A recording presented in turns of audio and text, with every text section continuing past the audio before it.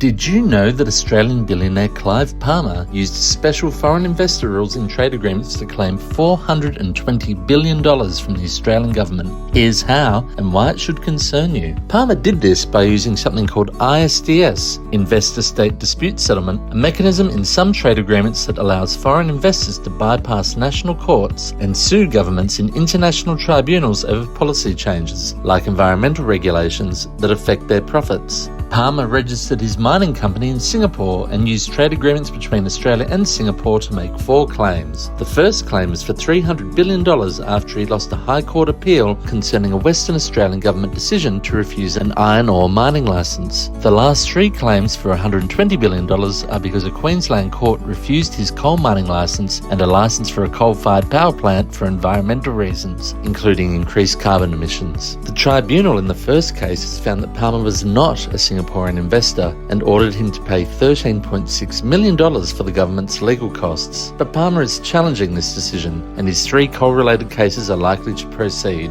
Increasingly, fossil fuel companies are using ISDS to block public interest policies like climate action by claiming billions in compensation. In fact, ISDS has become a major obstacle to addressing the climate crisis, with the UN even warning about its dangers. Palmer isn't the first billionaire to attack Australian public policy. For example, the Philip Morris Tobacco Company used ISDS to challenge Australia's plain packaging laws. And it's not just industrialised countries like Australia.